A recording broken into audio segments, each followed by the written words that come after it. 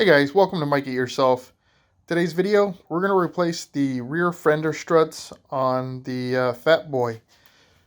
When I bought this Fatboy, it came with some kind of flush mounted um, turn signals for the rear.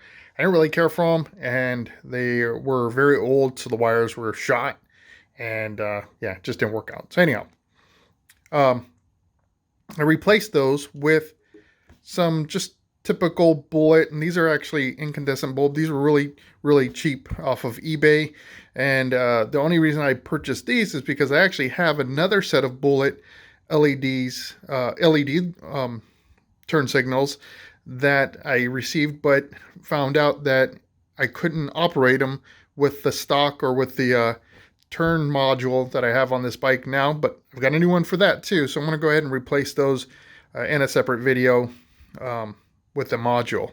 But the reason behind the strut is that old turn signal deal was drilled in, so they made some unnecessary holes in this rear fender strut, and it looks ugly. So I'm going to go ahead and I've got some replacements to put on this bike, and that way it looks nice and chrome as it should.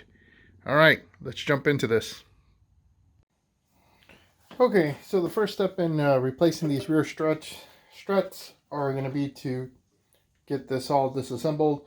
So you've got 2 bolts here, and then I believe you only have to do, I think it's these 2 here, because as you'll see once we undo them, the frame of the bike only goes so far. So we'll unplug the power, the wiring that goes to the lights, and with those undone, we should be able to just slide this all off relatively easy. On the back side of these, there is a bolt head that you're going to need to hang on to.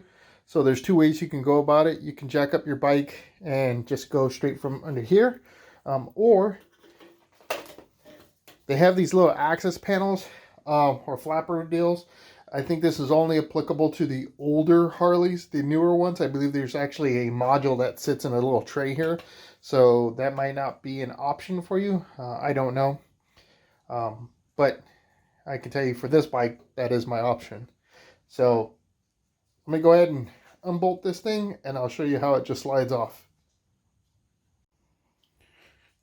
All right, so I got those 4 bolts that were in there, and these were tough. I'm gonna probably replace some of those because their heads were stripped a little bit, and they were hard to get out. So I'm sure I even rounded it off a little bit more. So I want to make sure that I replace them with something nice, something that looks chrome too, because those were not chrome. They were just kind of a stainless steel look to them.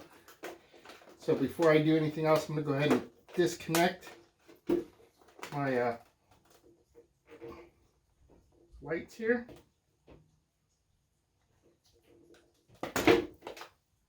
And go ahead and push out these bolts from the back side. Like I said, I'm just accessing them through that little flap.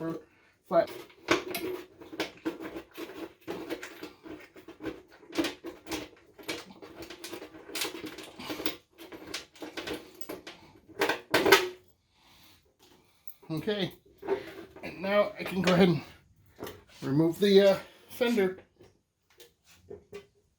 So there you have it, folks. That is the fender removed from the bike with the struts. All I have to do now is undo a screw like this on the other side as well, and then I believe the turn signals protrude through, possibly. I've just got to double check it, but once I get these off, then I can go ahead and do the wiring for the new bullet turn signal lights. And if you watch the Badlands turn module installation, you know I'm switching them out for some cool LED bullets that will act not only as turn signals, but they'll act as brake lights and running lights, along with my center tail light, just to give me a little bit more visibility. And they look way better than what I have on here right now. But the big thing is getting rid of these old struts that have these drilled holes that were done for the old turn signals. And so we'll go ahead and get that done now. I'm going to swap them out. I need to lay down a blanket here so I can protect my fender and the chrome pieces as I work on it. But first I need to make myself a little bit more room here on the floor so that way it can work easier.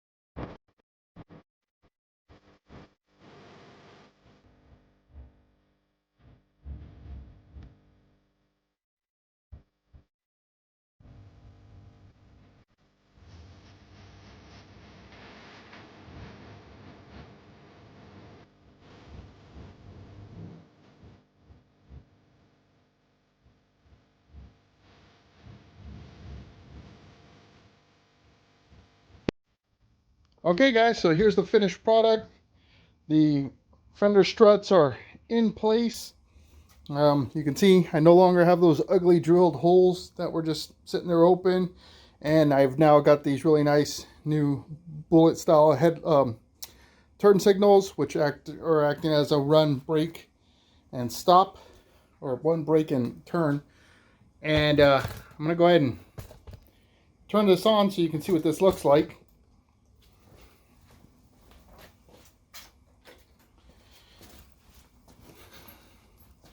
So with the red lens that I put on there, they're pretty dark. But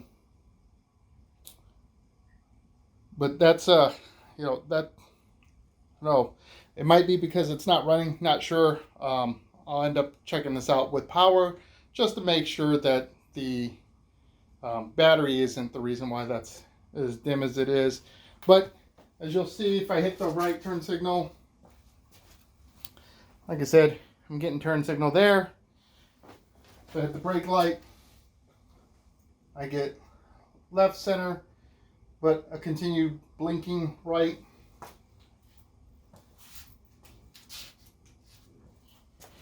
And again, just kind of running light. So I'll provide an update to this once I get some power on it.